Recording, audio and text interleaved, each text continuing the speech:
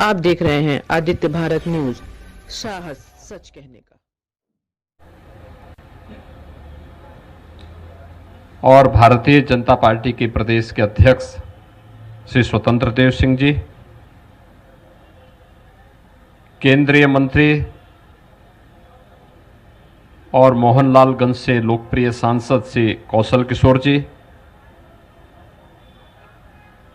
प्रदेश सरकार में पर्यटन और संस्कृति मंत्री श्री जयवीर सिंह जी, समाज कल्याण विभाग के मंत्री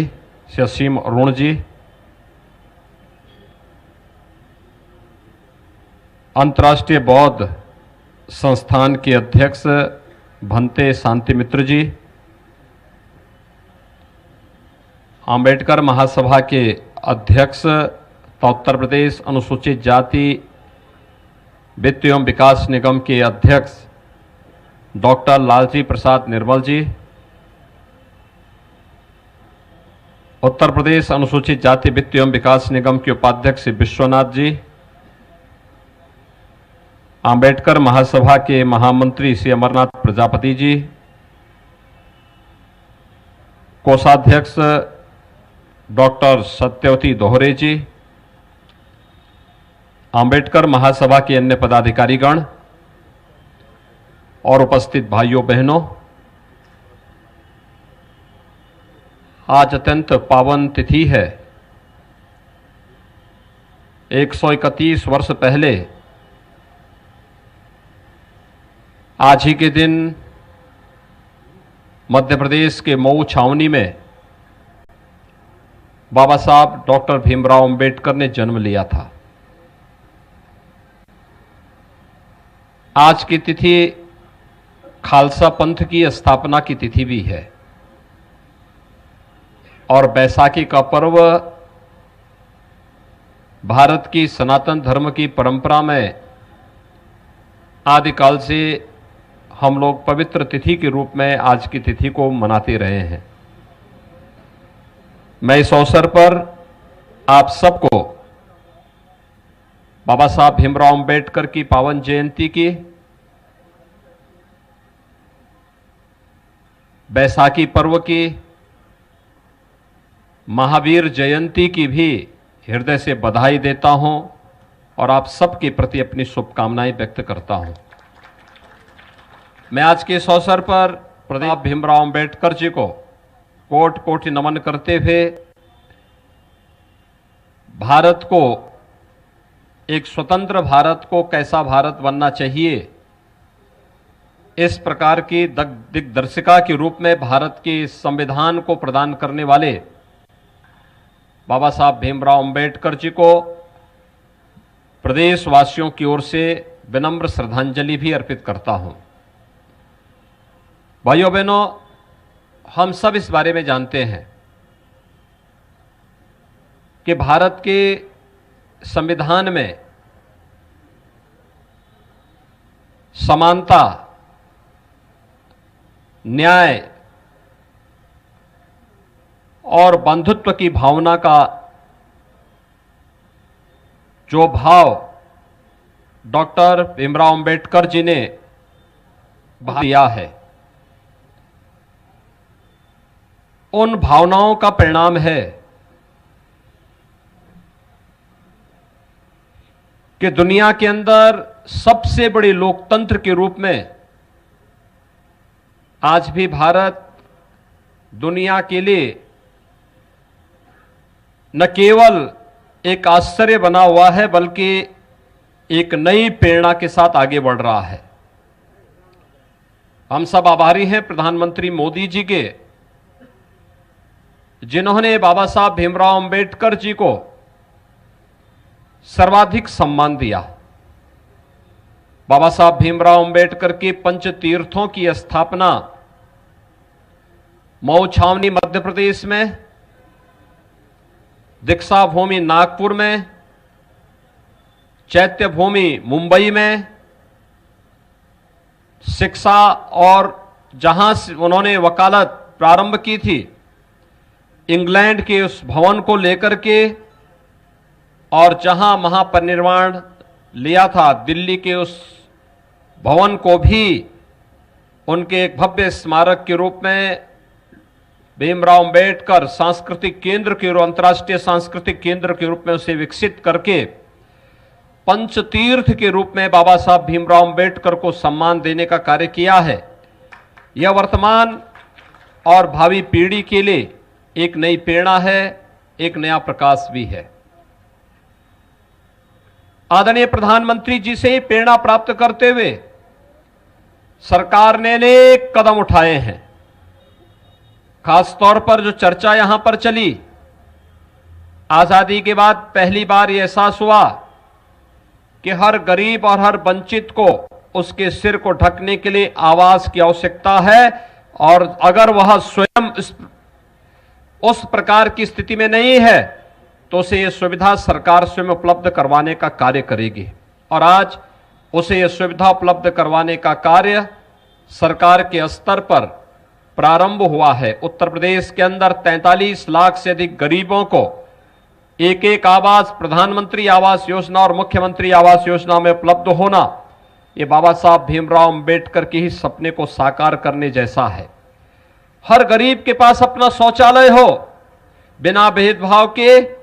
आज 2,61,00,000 से अधिक गरीब परिवारों को एक एक शौचालय उपलब्ध हो जाना, यह बाबा साहब भीमराव अंबेडकर के उस सपने को, जिसमें स्वच्छता का आग्रह तो है ही, लेकिन साथ साथ नारी गरिमा की सुरक्षा की भी इसमें पूरी व्यवस्था की गई है और उसका प्रतिनिधित्व करता है। हर घर में बिजली चले, शिक्षा के नए नए केंद्र स्थापित होना, अनुसूचित जाति जनजाति के नागरिकों के लिए विशेष प्रावधान करते उन्हें जीवन के प्रत्येक क्षेत्र में आगे बढ़ने के लिए एक नया मंच देने के साथ ही उन सभी गरीबों और वंचितों को जिनके आवास कहीं पर बने थे लेकिन उसका पट्टा किन्हीं कारणों से उन्हें उपलब्ध नहीं हो पाया था, उन्हें उजाड़ना नहीं बल्कि उनको बसाने की व्यवस्था वहीं पर हो, उन्हें आवासीय पट्टा वहां पर प्राप्त हो, इसकी व्यवस्था आज सरकार जिस रूप में प्रारंभ की है, यह प्रधानमंत्री मोदी जी की प्रेरणा से बाबा साहब भीमराव अंबेडकर के सपने को साकार करने की एक मुहिम का ही हिस्सा है। और उसी के तहत आज हम सब आपके बीच में आए हैं। भाइयों बहनों, हम सबको याद रखना होगा, बाबा साहब भीमराव अंबेडकर ने एक बात कही थी, और वह बात उन्होंने कही थी कि अगर जीवन में आगे बढ़ना है तो चुनौतियों से भागना नहीं बल्कि उसका सामना करने से ही हम उस समस्या का समाधान का रास्ता भी निकाल पाएंगे। याद करिए, आज तो काफी परिवर्तन हुआ है, समाज, पूरी व्यवस्था, सरकारें सब आपके साथ में खड़ी होती है, लेकिन एक समय वह कालखंड कैसा रहा होगा जब बाबा साहब भीमराव अंबेडकर का जन्म हुआ होगा। उस समय छुआछूत और अस्पृश्यता की भावना, स्कूल में भी इस प्रकार की भावनाएं थी, प्रवेश में इस प्रकार की भावनाएं थी, जीवन के प्रत्येक क्षेत्र में आगे बढ़ने के लिए एक भावना थी, लेकिन उन्होंने पलायन का नहीं बल्कि जीवन में स्वयं से संघर्ष करने का रास्ता अपनाया और भगवान बुद्ध के उस मार्ग को अपनाया कि अप दीपो भव के उस भाव को उन्होंने जीवन में अंगीकार करने का प्रयास किया। और वही कारण है कि आज केवल भारत नहीं बल्कि पूरी दुनिया में जहां कहीं भी गरीबों की बात होती है, वंचितों की बात होती है, समाज के अंतिम पायदान पर खड़े हुए व्यक्ति की बात होती है, न्याय, बंधुता और समानता की बात होती है, स्वाधीनता की बात होती है, वहां पर बाबा साहब भीमराव अंबेडकर का नाम बड़ी श्रद्धा और बड़े सम्मान के साथ वहां का प्रत्येक नागरिक लेता है। और इसलिए लेता है क्योंकि वह राह बाबा साहब भीमराव अंबेडकर ने हम सबको दिखाई थी। और उन्होंने एक बात जो कही थी, हमें कभी नहीं भूलना चाहिए,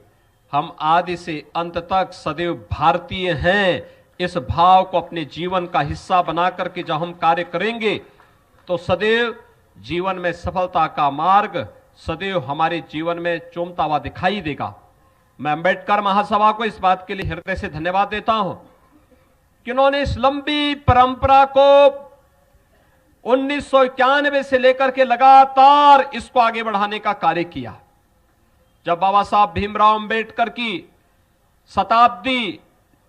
वर्ष जन्म जयंती का शताब्दी वर्ष पूरा देश मना रहा था, तब लखनऊ में डॉक्टर अंबेडकर महासभा इस आयोजन के साथ जुड़ करके इस कार्यक्रम को आगे बढ़ाने का कार्य किया। और आज इन्हीं के प्रयासों का परिणाम है उत्तर प्रदेश सरकार लखनऊ में बाबा साहब भीमराव अंबेडकर का एक भव्य स्मारक और सांस्कृतिक केंद्र की स्थापना के कार्यक्रम को तेजी के साथ आगे बढ़ाने का कार्य कर रही है। मेरा विश्वास है कि अगला कार्यक्रम जब हम लोग यहां पर आयोजित करेंगे तो वह कार्यक्रम उसी केंद्र में स्थापित होगा जहां पर अपना ऑडिटोरियम होगा, जहां पर बाबा साहब भीमराव अंबेडकर पर शोध करने के लिए हमारे युवाओं के लिए स्कॉलरशिप की व्यवस्था होगी, जहां पर बाबा साहब भीमराव अंबेडकर ने अपने समय में सबसे बड़ा पुस्तकालय स्थापित किया था, जिसमें वहां पर 50,000 से अधिक पुस्तकें मौजूद थी। जहां पर इस प्रकार का पुस्तकालय होगा, जिस पुस्तकालय के माध्यम से हम वर्तमान पीढ़ी को और भावी पीढ़ी के लिए एक नई प्रेरणा और प्रकाश के लिए बाबा साहब भीमराव अंबेडकर जैसे महान व्यक्तित्व को उनके सामने रख करके उन्हें आगे बढ़ने के लिए प्रेरित कर पाएंगे। आज के इस अवसर पर मैं एक बार फिर से अंबेडकर महासभा को उनके द्वारा सम विषम परिस्थितियों में जूझते हुए, कार्य करते हुए, आगे बढ़ते हुए जिस प्रकार के प्रयास किए जा रहे हैं, इसके लिए उन्हें हृदय से धन्यवाद देता हूं। और मैं उन्हें आश्वस्त करता हूं कि सरकार बाबा साहब भीमराव अंबेडकर के सपने को साकार करने के लिए पूरी प्रतिबद्धता के साथ कार्य करेगी। उन्हें हर प्रकार से उन्हें सम्मान देने और उनकी भावनाओं के अनुरूप उत्तर प्रदेश में एक भेदभाव से रहित, एक समता, बंधुता और समानता की स्थापना के लिए पूरी प्रतिबद्धता के साथ कार्य करते हुए हम लोग मिलकर के नए भारत का, नए उत्तर प्रदेश के निर्माण में हम सब अपना योगदान देंगे। एक बार फिर से बाबा साहब भीमराव अंबेडकर की स्मृतियों को कोटि कोटि नमन करते हुए प्रदेश सरकार की ओर से मैं उन्हें विनम्र श्रद्धांजलि अर्पित करता हूं। धन्यवाद। जय